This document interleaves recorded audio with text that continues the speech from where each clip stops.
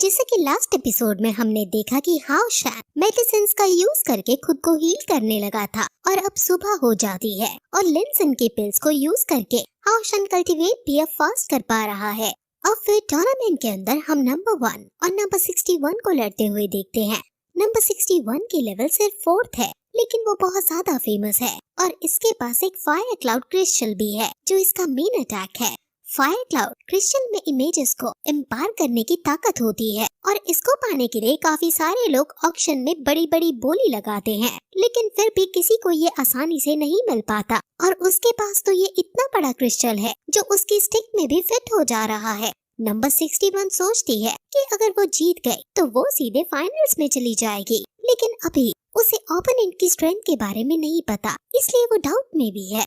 अब तभी नंबर 1 जो कि और कोई नहीं बल्कि लिनसन है, वो वहाँ आ जाता है और वो नाचते हुए अपनी आइकॉनिक एंट्री देता है और अपने आप को यहाँ का सबसे स्ट्रॉन्ग मैजिशियन बताता है। हालांकि उसकी एंट्री अच्छी थी, लेकिन एक नाइट को इस तरह आते देखना किसी ने एक्सपेक्ट नहीं किया था। ये लेवल 5 का योद्धा है, लेकिन इसके अपीयरेंस को देखकर लगता है कि ये स्ट्रॉन्ग होगा भी। वो फिर जोश में अपने क्रिस्टल को अटैक करने के लिए आगे करती है, लेकिन वो हैरानी शो करता हुआ उसके पास आकर कहता है कि तुम्हारे पास ये क्रिस्टल है। लड़की को लगता है कि ये उसकी तारीफ कर रहा है और वो भी खुश होने लगती है, लेकिन लिनसन भी उसे चने के झाड़ पे चढ़ाने लगता है। लेकिन तभी वो अपने इंटरस्पेशल रिंग में खुद खोजने लगता है और उसके साइज से 10 गुना बड़ा वैसा ही क्रिस्टल निकलता है और ये देखकर उसके होश उड़ जाते हैं। ऑडियंस भी काफी हैरान थी कि उसके पास भी फायर क्रिस्टल है और वो भी इतना बड़ा।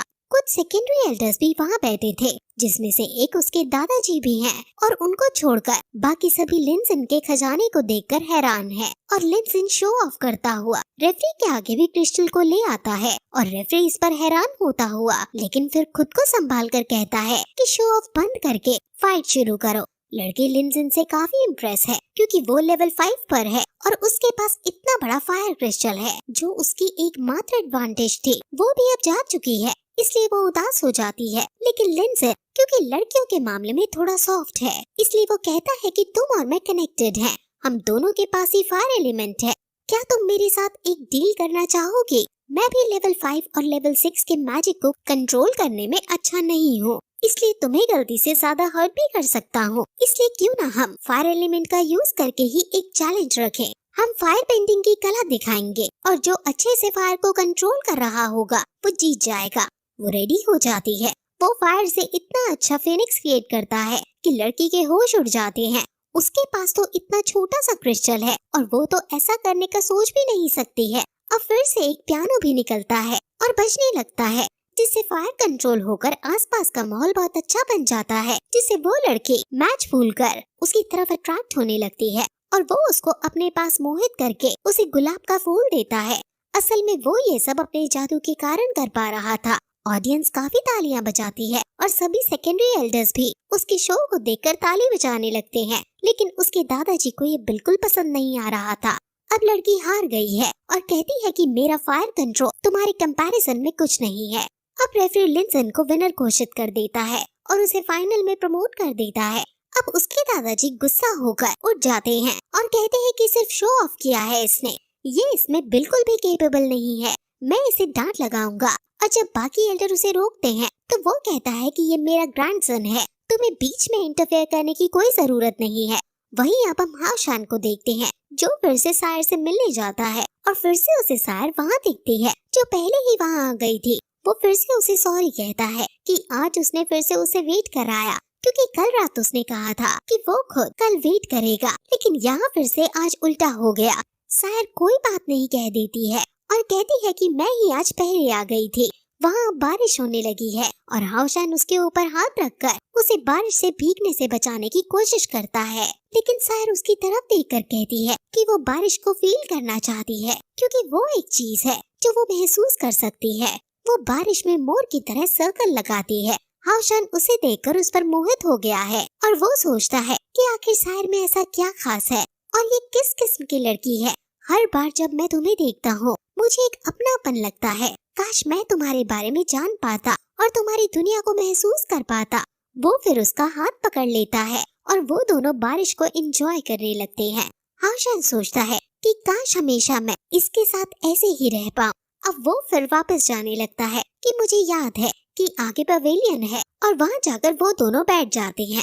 सायर के ऊपर एक बटरफ्लाई आकर बैठ जाती है और हौशन उसके पास आकर उसे पकड़ने लगता है।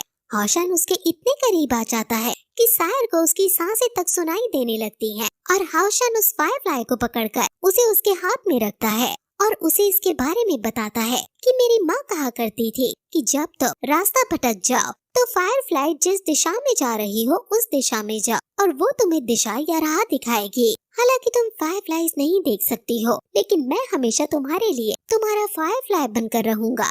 सायर खुश हो जाती है और कहती है कि तुम फिर हमेशा मेरे साथ रहना। क्या तुम रह सकते हो? क्या तुम तैयार हो? हौशन हाँ कह देता है और आसपास के बॉडीगार्ड हौशन का प्रपोजल देखकर गुस्से में आ जाते हैं। अब हौशन उसको घर छोड़ने के बाद मास्टर ये हुआ के पास आता है और ये हुआ बुक पढ़ रहा था और हौशन क्योंकि लेट हो गया था इसलिए उसको ताने देते हुए कहता है कि तुम्हें बताने की जरूरत नहीं कि तुम क्यों लेट आए हो, आखिर तुम्हारी अपनी खुद की जिंदगी भी है।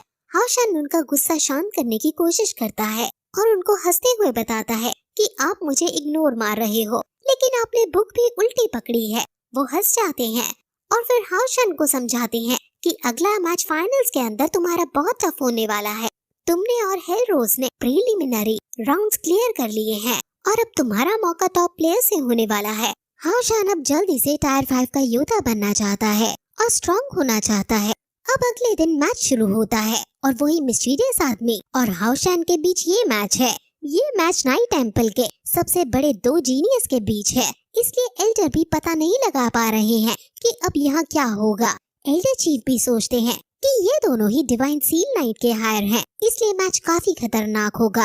अब ये दोनों सामने सामने आकर अपने अपने ड्रैगन को आमने सामने लाते